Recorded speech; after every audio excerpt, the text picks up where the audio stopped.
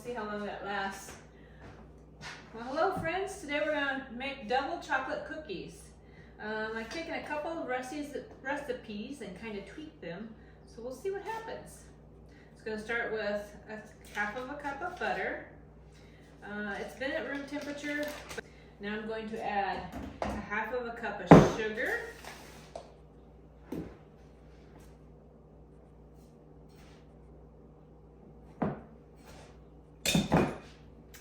And then we'll also do a half of a cup of brown sugar. I'm using dark brown sugar because I like dark brown sugar. It has more molasses to it.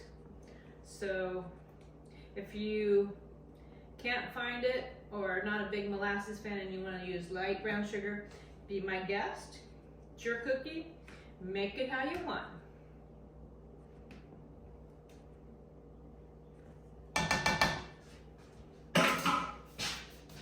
There we go. Now I'm going to work on creaming that together a little bit. I'm using my dough hook today. It's a Swedish or Danish dough hook, something like that. Anyway, I thought this would be a good recipe for it because it's going to be a little bit more of a thicker dough. A friend from a long time ago gave it to me, and I do enjoy it. The only thing I don't enjoy is cleaning it. It's not as easy to clean, and I don't want to put it in the dishwasher, so you have to wash it by hand. I got one for my friend because I thought she would enjoy it since she's a baker. You can find them on Amazon. They average $10 to $15, just pending. Well, hello, Lenny. Guess you were done outside. I told you guys it was chilly. Now we'll see how long Lexi lasts. Okay. Now we're going to add 1 large egg. In case it drips on me. Oh, nice. You did a good job. I'm going to add 1 tablespoon of coconut milk, and you can use any milk you like.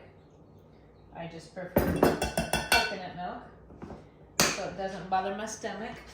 We need some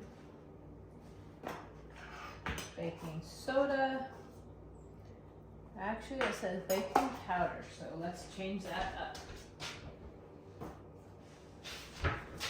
Baking powder. 2 cups. Goodness gracious. 2 teaspoons.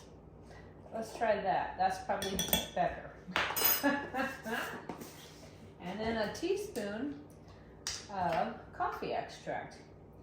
Because if you like coffee and chocolate, the coffee will bring out the flavor of the chocolate and make it more pronounced. If you're not a coffee person, leave it out. It's a-okay. Let's add half a teaspoon of real sea salt. That's almost a tongue twister. And then we're going to add 3 tablespoons of cornstarch.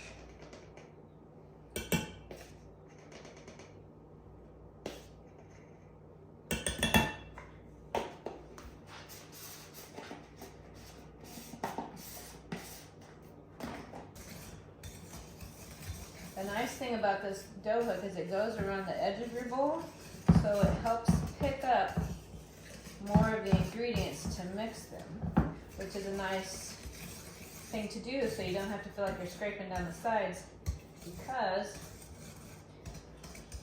the dough whisk is picking it up.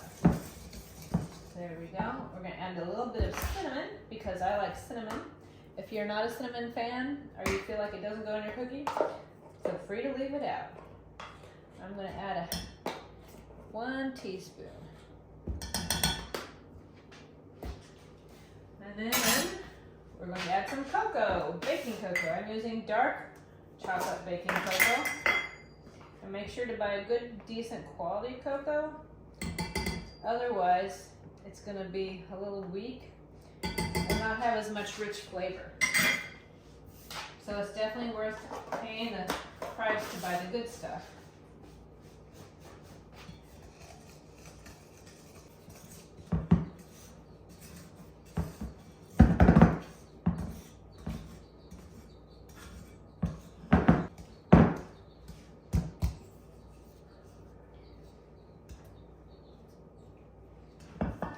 There, now we're going to add the flour and then the chocolate chips, and we'll be ready to bake some cookies.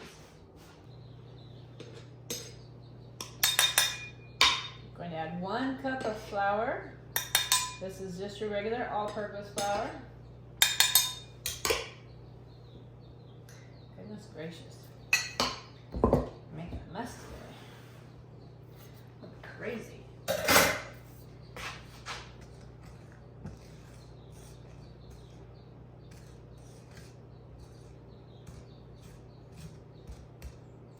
I didn't show it, but I did add 1 more egg because the dough was a little bit more dry than I wanted, and I switched over to my fork because I'm going to add the chocolate chips, and I think it'd be easier to add it with a fork than the dough with.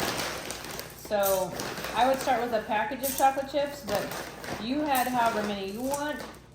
If you don't want dark chocolate, use milk. Use semi-sweet, use white. You could use peanut butter chips. You could use butterscotch. You could use cherry chips if you can find them. You could leave it out. You could add nuts. It's your cookie. Make it how you want to make it. And I do think I will add a few more because this is my cookie and I want lots of chocolate. Now the fun part will be shaping this into little dough balls to go on the cookie sheet. Maybe a smidge more. And I'll probably add some on top when it gets ready to bake. So we'll go over to the stove now and set up the cookies. If I told you 350 degrees, it's actually wrong. It's 400. So it's at 400 degrees, it's preheating now. But right now, while I'm waiting for it to finish preheating, I'm gonna go ahead and make the cookies. And I'm using a good sized spoon, so they'll be nice big cookies. So I probably won't get as many on the sheet. I'm gonna aim to get about 6 on each cookie sheet. So we'll get about a dozen nice big bakery sized cookies. About 1/4 of a cup. Now you can make yours smaller if you want to have smaller cookies, more the traditional size. Then you would just bake them for less time, because I'm going to try and bake them for around 15 minutes. And they should be nice big plump cookies.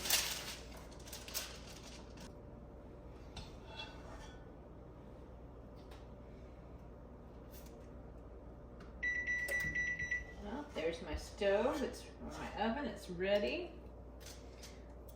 And I think I'm going to try and get the rest of this added to the other cookies. Because I want more chocolate chips, I'm going to try something that I've heard somewhere else where they actually kind of roll the cookie in the chocolate chips so you can get more. It's some bakery, I don't remember the name of it, but doesn't matter. I can copy them. They don't own the rights to techniques, so there we go. I might need some more chocolate.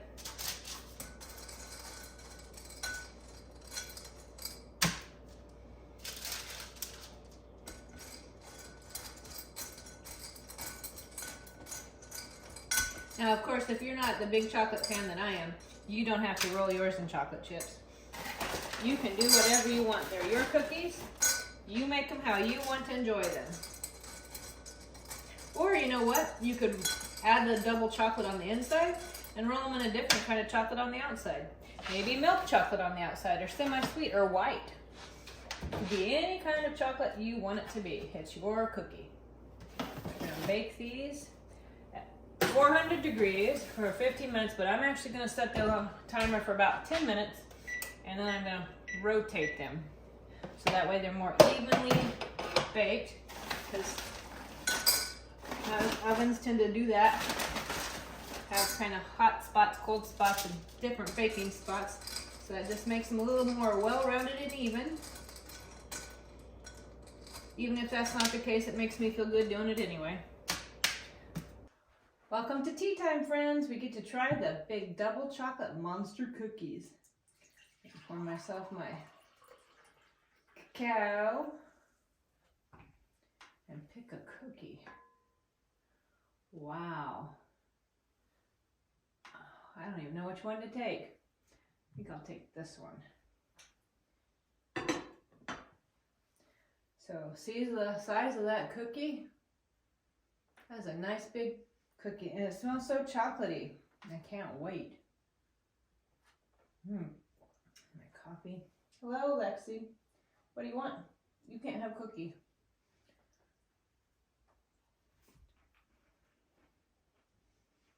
No, no cookies for kitties.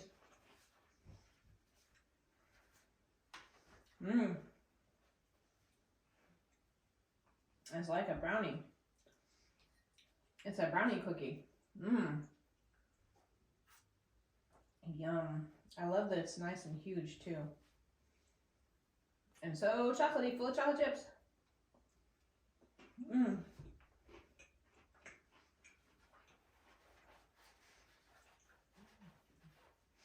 It's interesting.